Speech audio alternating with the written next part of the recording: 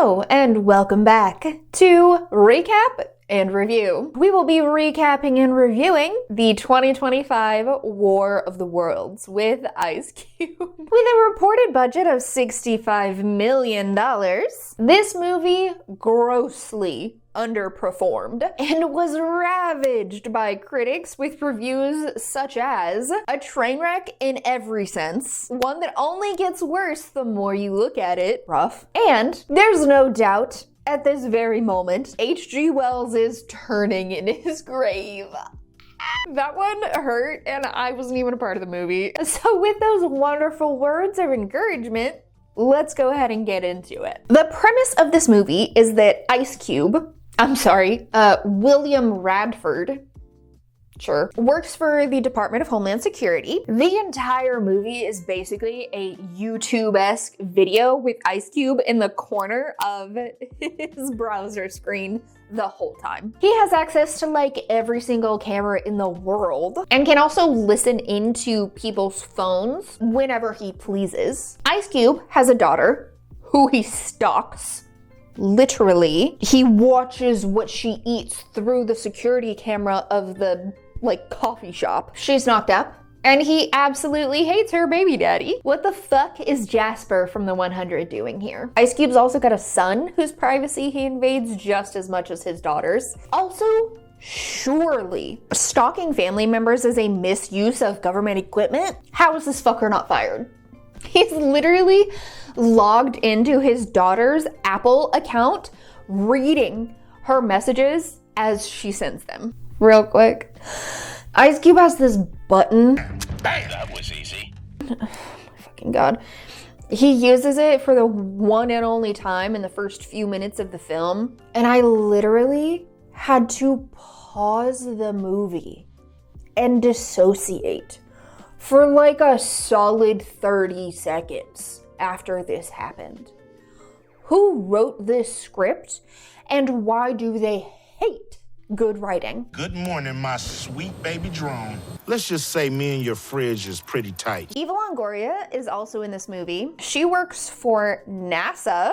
Her character's name is not important. We also have Agent Coulson from S.H.I.E.L.D. Welcome back from the dead, bud. Eva Longoria has been monitoring this crazy weather pattern and has been telling Ice Cube about it. There is an entity called Disruptor. They are meant to be like a fictional anonymous, sharing information to the general public that the government would rather keep hidden. They seem to be constantly watching the movements of this one particular team. Disruptor could be watching our every move. Why? Who knows?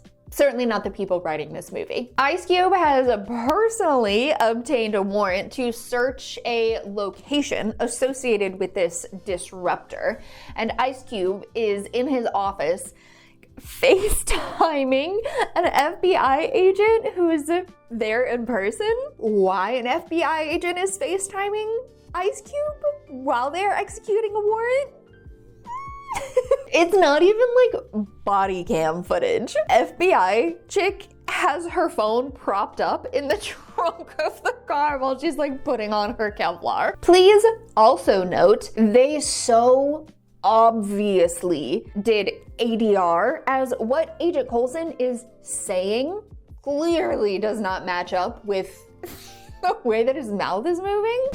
We don't know who these hackers are. Anyway, during this raid, Ice Cube and FBI chick's connection is suddenly cut off, and emergency alerts from all over the country start popping up on Ice Cube's computer. He connects to some satellites watching outside of the Earth, and he sees thousands of these meteor-like objects headed directly for the planet. Please enjoy this shot of his face as this is happening. He's on this Zoom call with a bunch of government people. I swear to God, if the US government uses Zoom, someone attack us right now. Oh, and when we finally see the monsters attacking the planet, this is how Ice Cube responds. Oh my God. And then his FBI agent friend dies there in the field, and this is his reaction. Oh my God. I've seen better acting on YouTube. Literally, the acting in Escape the Night is better than this shit. Oh my God, what just happened? She's dead! Oh my God. However much he was paid for this role, it was too much. He is using what appears to be Teams chat to communicate with the director of the NSA that the world is under attack. And what does he do? Starts filling out an Excel spreadsheet with details and links to videos to the different attacks? Who the fuck is reading that? No one. And then he is FaceTiming his daughter instead of doing his job. Literally, he's ignoring his calls from the director of the NSA to help his injured daughter. How does he help her? Well, he picks up his fucking iPhone and dials 911. Who doesn't answer, by the way. They're like flooded with calls because the world is being attacked by aliens. Ice Cube tries to get to his daughter, but he's locked into his office for some reason. So he hacks into a Tesla that's sitting there on the street so that she can like take shelter in it. The most believable part of this movie was how easy it was for him to hack into that Tesla. Also, there are these shots of the Tesla self-driving like his daughter to safety, which are so obviously not taking place during these attacks. Like, it's a recording of a normal fucking day. Epic levels of laziness. Please enjoy this reaction of Ice Cube saving his daughter from a literal monster. Man, that was close. An absolutely ridiculous series of events. So, the Tesla that's self-driving Ice Cube's daughter to safety. It's running low on battery, so it can't track its own location. So to track her location, he needs to hack into a drone that's nearby. It's password protected, so he contacts Homeland Security tech support to request a password. And they respond like it's a Tuesday afternoon, as if one, tech support would just give out a password to a password protected drone, and two, that a person would be responding to tech support issues, A, that quickly, and B, that tech support person would just be sitting at their desk continuing to do their job during a literal planet-wide invasion. While all of this is going on, he opens up Gmail, and he begins to write an email to his daughter, who he's in contact with on the phone, literally right now, about how hard it is to be a parent. Please enjoy this epic reaction to Ice Cube seeing the car his daughter was supposed to be in empty and covered in blood. This time is... Wow, indeed. Ice Cube keeps joining these Zoom meetings with all of these government officials, like the president, who's in the Oval Office. I don't know if you know anything about presidential stuff, but his ass would be in a fucking bunker. Not in the Oval Office where there are windows behind. We also have the Secretary of Defense, who is on a golf course smoking a cigar.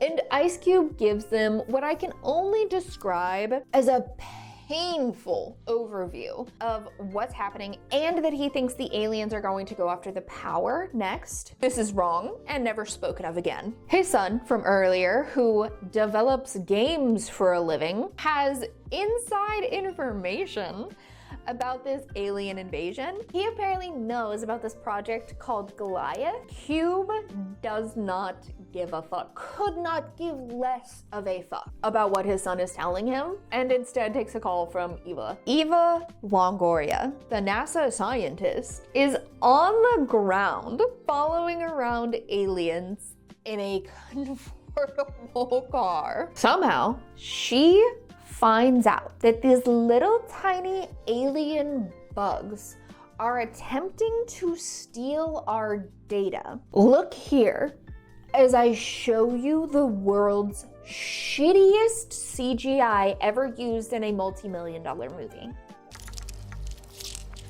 Somehow, Eva knows that these little bugs are getting smarter. And the aliens, by the way, are attacking like government agencies, but somehow news agencies are still broadcasting, posting like video clips of the attack. And that's where Ice Cube is getting all of his information. Not from his Homeland Security government job, but from the BBC website.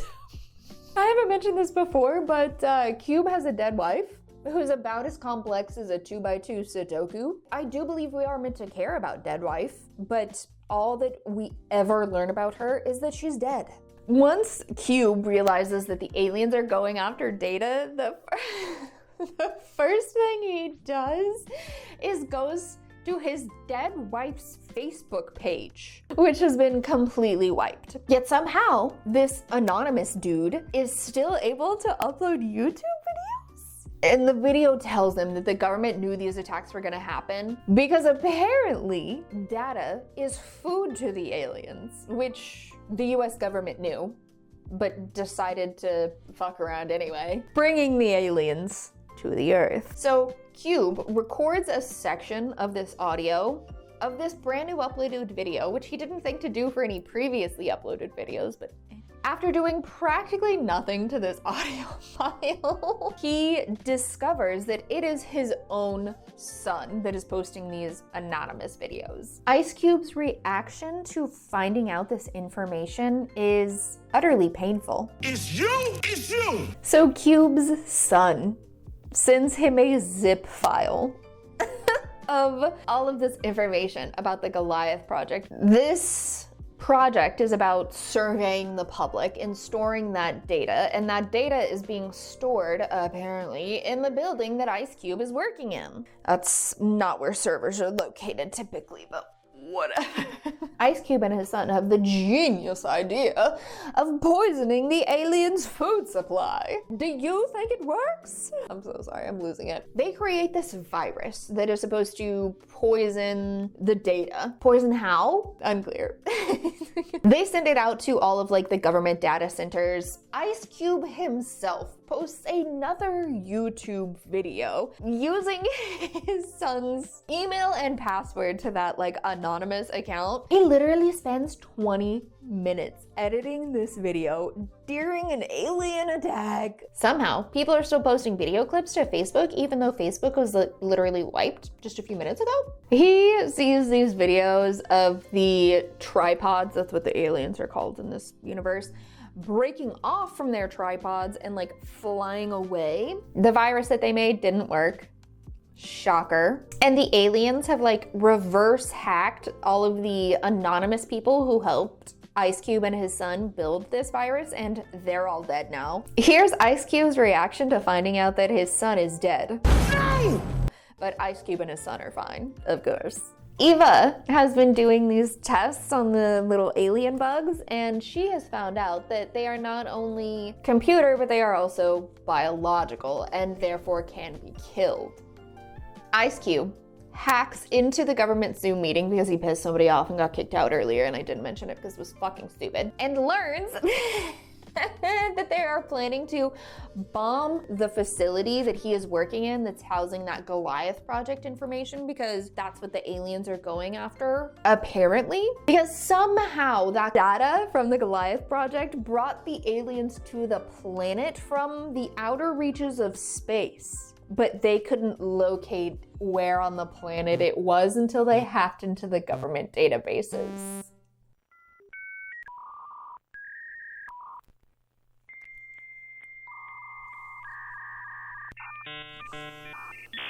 With the information that Eva Longoria has given them about the aliens being biological and computer, they take the DNA sequence of the aliens and create a virus using that DNA. The plot point from 10 minutes ago? Yeah, we're doing that again. But this time it's gonna work. And what is the key factor for making this work? A USB, a physical USB stick, which Ice Cube doesn't have. So he places an order on Amazon.com, which his daughter's baby daddy fulfills using an Amazon drone.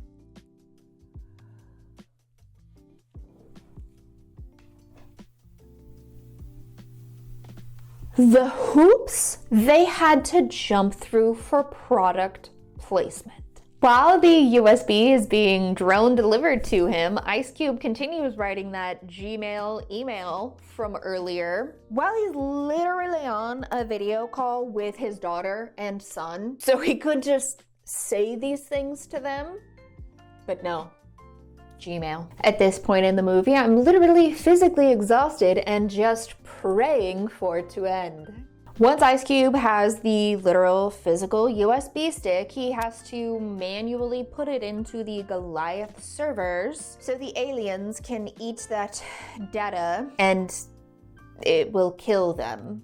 The amount of ADR being used here at the end especially, I can only imagine how much shittier this ending was before it got ripped to shreds by test audiences. The movie ends with a voiceover of Ice Cube reading that Gmail he sent to his daughter, his son, and his daughter's baby daddy, literally making it seem like he died. But apparently, he's alive and he is watching the government. I'm watching you guys. And then they show pictures of his daughter's baby shower. And that's how the movie ends. Actually dumbfounded. Literally speechless. It was 90 minutes that felt so long, but absolutely nothing happened. Between blatant product placement, shitty ADR, and half-assed explained reasons for why the aliens are even attacking us, I can't recommend this movie to anybody. Completely agree with that 2% on Rotten Tomatoes. It's not the worst thing I've ever watched, but actually, the fact that the entire thing takes place on a computer through Zooms and WhatsApp calls, so terrible. I don't have words. You want to watch a movie that takes place on a computer that's actually good? Watch Unfriended. A movie with a literal fraction of the budget that somehow managed to be exponentially better. How they took a good movie based on a good book and created this absolute swill I will never understand. This movie sucked. Don't watch it.